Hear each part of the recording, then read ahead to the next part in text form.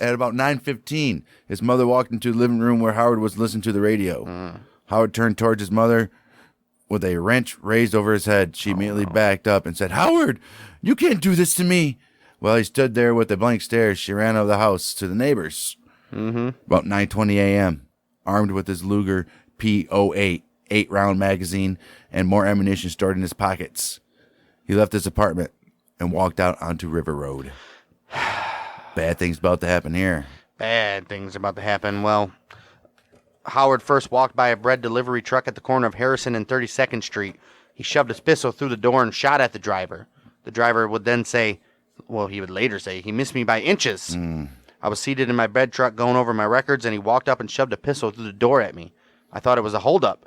I tumbled into the back of my truck among the bread boxes. He fired one shot, and thank God it missed me. Right. Well, the bread man saw two children playing in the road, so he grabbed them and hid in the truck. He then drove down the road to warn others. But, unfortunately, way too late. Whoa. Way too late. Well, Howard walked along 32nd Street, back toward the building where he lived on the second floor. Entering a shoe repair shop, he aimed the gun at 27-year-old John Pillarchick. Howard walked within a yard of him and fired twice. A little boy ran for cover behind the counter, but the shooter ignored him.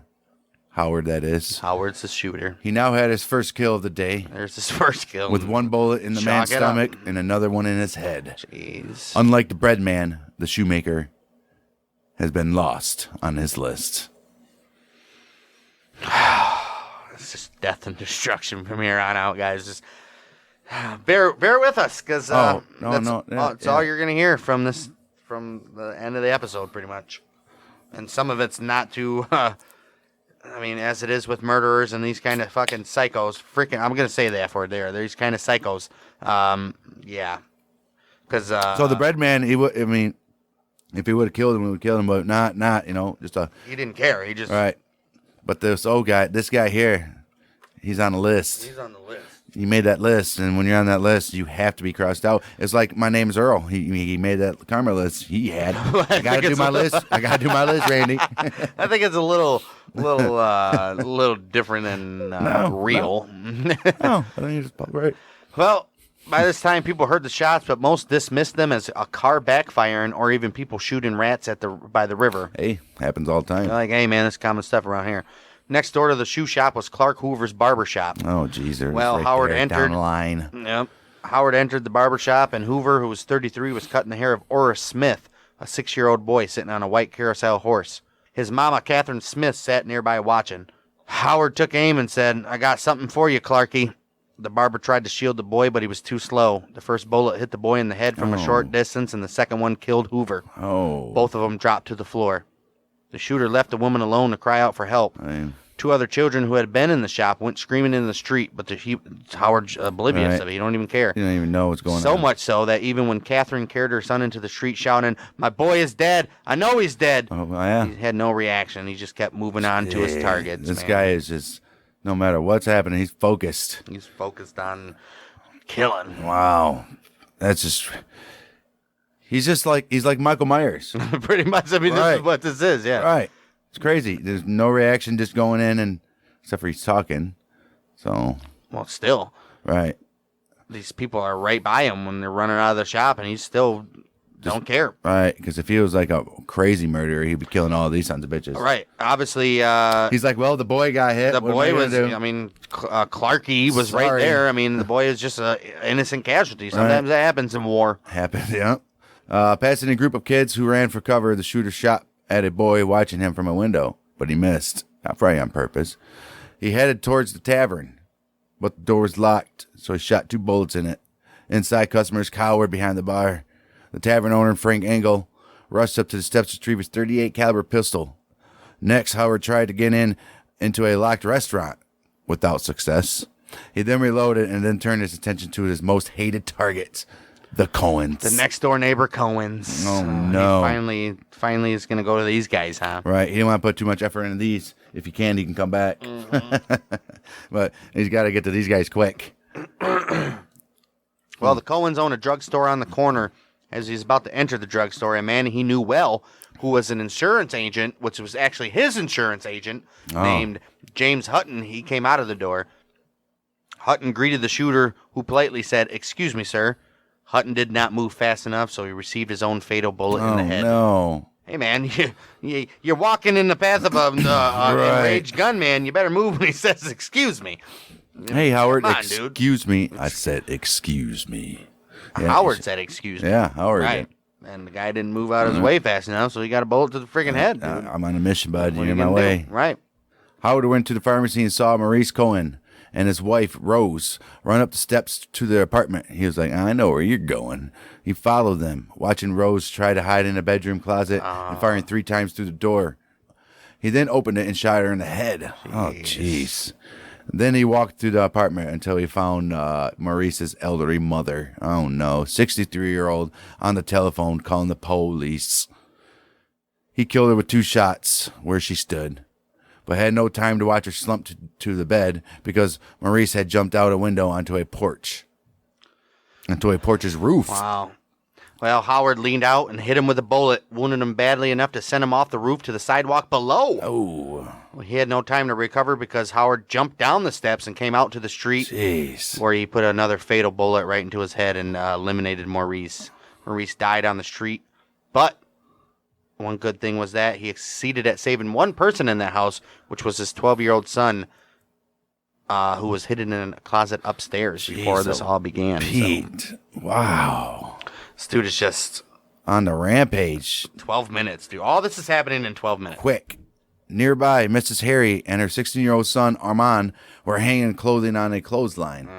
Mrs. Harry went inside and the shooter entered her house. Her son ran in and said that the man shot at them 5 times, wounding them both in the arm. Both of them got an arm wound. Then he tried smacking Armand with the butt of the empty pistol, but before anyone could stop him, he left. He's just like, yeah, I ain't worth this. Right. This is not on my agenda here. I still got more people on my list. Right. He now has killed. Yeah, he's like, all right, hold on. I got Focused again. All right. He's like, He's like, nah, getting a little bit of getting the best of me here. Let's just pause. We got like 3 more people we got to go here. He's Okay. like, you got 9 people and I killed 7. Shot 9 of them, killing 7. Dude, he's got 7 bodies on his count right now. Man. There's more to come. And there's more to come, because circling back, he walked down 32nd Street along the side of the pharmacy and encountered a motorist, Alvin Day, who had slowed down near the body of James Hutton, which was the dead insurance agent. Right. That was his mistake right there, Shouldn't because have done Howard that. leaned into his car and killed him, leaving the car to stall and roll into the curb. Oh, wow. He then went over to another car that was stopped at a light across the street. He shot through the windshield, killing the female driver and her mother, Oh, jeez. and wounding a 12-year-old boy in the back seat with a bullet through his neck, who would eventually die at the hospital Of later. course he would. See, That is just ridiculous. this is the thing about this guy so far. He's got a list of specific people that he wants to kill, but some people they're running right next to him. He's not taking shots at him, but then there's some people like these innocent drivers. Right. They're just there, and he's like, hey, you guys are next in line to the people I'm going to, so Right. you guys are next. So, this is craziness. Wow. Tavern owner Frank Engel leaned out a window and shot at the retreating Howard with his own pistol. He thought he had hit him in the thigh because he paused, but had not slowed him down. He's like, I think I hit him, but I don't know. Are you sure? I don't know. He just kept walking. All right, Engel could have fired again and killed him, but he refrained. Later, he would say, I could have put a dozen shots into him. I don't know why I didn't do it. I wish I had. Ooh, it's one thing. Imagine being him. One thing to wish you could have done something. Right. Imagine being him for the rest of his life. I was there. I was right Well, there. unfortunately for Engel, Howard wasn't finished yet because he went into the tailor shop, which was owned by Thomas Zagrino, who was Right. on his list as well. But Zagrino was not in the shop, but unfortunately, his His young, wife was. innocent wife was. Oh, no. The tailor's wife, Helga, who had been married to him for only 3 weeks, got on her knees and begged, oh my God, don't. Then she screamed so loudly that people in the buildings across the street could hear her. Without mercy, the shooter pointed his gun and shot her. Oh, man. Then he left and went strolling down the street. By that time, a man who had been in a line behind cars into which the maniac had fired his gun into had driven to the nearest fire station on 27th Street, 6 blocks away, to raise an alarm. Oh, shit. Too late now. Wow. Howard next went to a food store. He found the door locked and fired through it, failing to injure anyone inside. He then shot at someone through an apartment window, instantly killing 2-year-old Thomas Hamilton, who would be his last victim. The child's caregiver, Irene Rice, collapsed upon witnessing the shooting and was treated for severe shock. Of course she was. Jeez, dude. Howard would later claim that he didn't know who he saw in the window or whether he hit them. Howard then fired at several other people across the street, missing them. So this dude is now just going crazy. Yeah. He thinks everybody is... He's just now shooting. He had a plan and was sticking to it at first. And then his war memories and all that came back, and everybody. Anybody that's there now. Right. Well, he attempted once more to get into a restaurant that stood at the end of River Road near Bergen Street, but failed. So as sirens began to wail from a distance, he went around to the back and finally came home to his apartment. He'd been roaming around for less than 15 minutes, was running low on ammunition. He simply said, "I ran out of bullets, so I went home." Oh my.